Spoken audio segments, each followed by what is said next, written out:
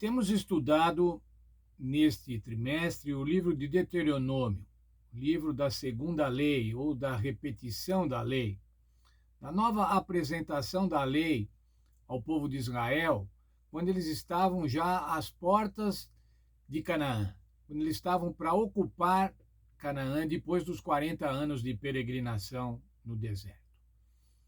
O livro de Deuteronômio apresenta a aliança eterna, o cumprimento da aliança eterna, o cumprimento da aliança de libertação do povo naquele momento histórico.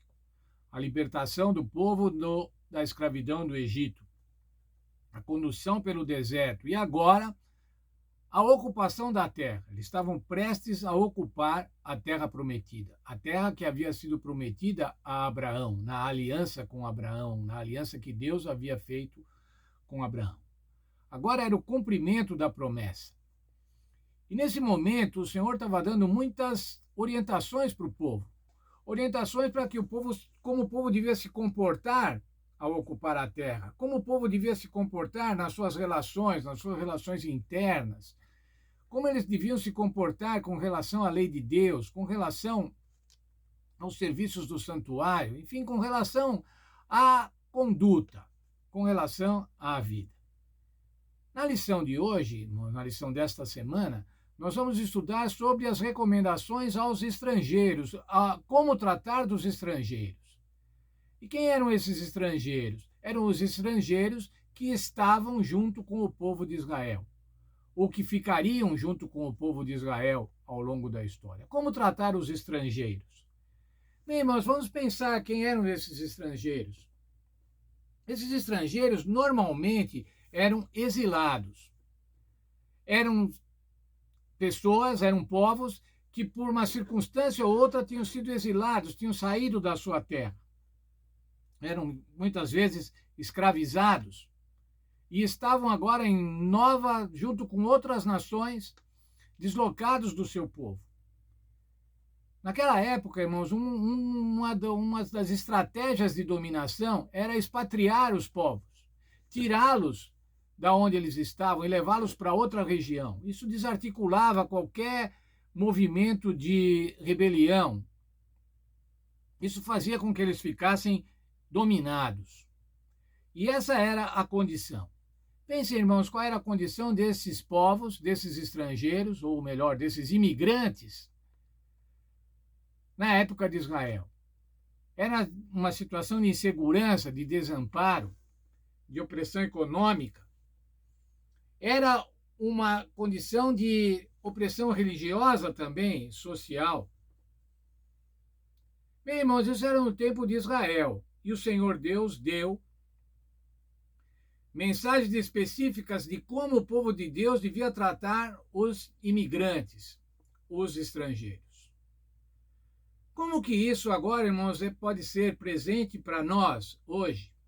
Essa mensagem foi dada há 1500 anos antes de Cristo. Nós estamos agora no século 21, no início do século 21. Será que essa mensagem é importante para nós? Será que essa é uma mensagem presente para nós hoje? É uma verdade presente para nós hoje? Bem, irmãos, eu fui procurar um pouco sobre a questão dos imigrantes no mundo atualmente. No ano 2000, havia 173 milhões de imigrantes no mundo, que correspondiam a 2,8% da população mundial. Uma década depois, no ano 2010, esse número passou para 221 milhões, 3,2% da população mundial. E mais ainda agora no ano de 2020, o número de imigrantes, números de seres humanos que estão fora do seu país de origem, que imigraram por diversas causas para outros países, está em 281 milhões em 2020. Nós vemos, irmãos, nos noticiários, tantos movimentos de povos que fogem dos seus países, que saem dos seus países, vão buscar exílio, principalmente na Europa Ocidental, nos Estados Unidos, procurando sair dos seus países, tendo que sair dos seus países por causas econômicas, por pobreza extrema, por causas naturais, por causa do clima, por causa de desastres naturais, como terremotos. Vimos o povo do Haiti tendo que fugir de lá por conta dos terremotos, por causa de conflitos, por causa de guerras. Recentemente, vimos a situação do Afeganistão, a terrível vista que tivemos de pessoas agarradas em avião, achando que podiam fugir desta forma, fugir para a liberdade, ir para outros países. E a gente vê no noticiário da TV diariamente esses povos como estão desamparados. Assim, irmãos, são os imigrantes. No Brasil, há 1 milhão de imigrantes na última década. Na última década entraram 1 milhão de imigrantes aqui no Brasil, especialmente latino-americanos, também alguns africanos, outros da América Central. Quando os imigrantes chegam, irmãos, muitas vezes, a maioria das vezes, ocorre um sentimento chamado xenofobia. O que é xenofobia? É uma desconfiança, é um temor, é uma antipatia pelas pessoas estranhas. É uma oposição àqueles que chegam. E dessa maneira, irmãos, por causa da xenofobia, muitos crimes, muitos males são perpetrados contra os imigrantes. Como ficam os direitos humanos? A sociedade procura estabelecer princípios de direitos humanos, mas isso, na maioria das vezes, não se verifica. Porque os povos estabelecidos, eles normalmente se opõem aos imigrantes. Mais ainda, irmãos, como ficam os direitos humanos diante de Deus? Eu penso o seguinte, irmãos, e essa lição é uma lição maravilhosa. Vocês vão se deliciar ao estudar essa lição. O maior interessado nos direitos humanos, irmãos, é o Senhor Deus, porque é o Criador dos seres humanos. E se o Senhor Deus é o Criador dos seres humanos, ele tem um interesse especial em homens e mulheres, em que eles sejam bem tratados. E ele quer que os direitos humanos sejam respeitados. E nós vamos ver, na lição dessa semana, quantas recomendações ele deu ao povo de Israel para que cuidassem dos vulneráveis, cuidassem dos imigrantes vulneráveis, aqueles que estariam habitando juntamente com os israelitas. Nesse aspecto, irmãos, o segundo mandamento, o segundo grande mandamento, está em Marcos 12:31. E o segundo mais importante, ele falou, o primeiro nós vimos na semana passada, amar a Deus sobre todas as coisas. E o segundo mais importante, agora é esse, ame os outros como você ama a si mesmo. O Senhor Deus está dizendo assim, você tem que amar o seu próximo, você tem que amar cada ser humano da mesma maneira que você ama a você. Você deve levá-lo em consideração, com a mesma consideração que você tem com você.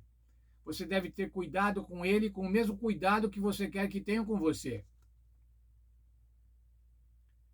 Veja ainda a recomendação em Deuteronômio, capítulo 10, 19.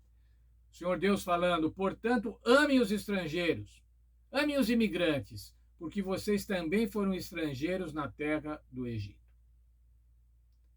Por que é que Deus tem essa preocupação, irmãos? Porque o Senhor Deus sabe que os imigrantes normalmente são maltratados. E por que ele quer que nós os tratemos bem? Nós que não somos imigrantes os tratemos bem. Vamos nos colocar na posição de um imigrante.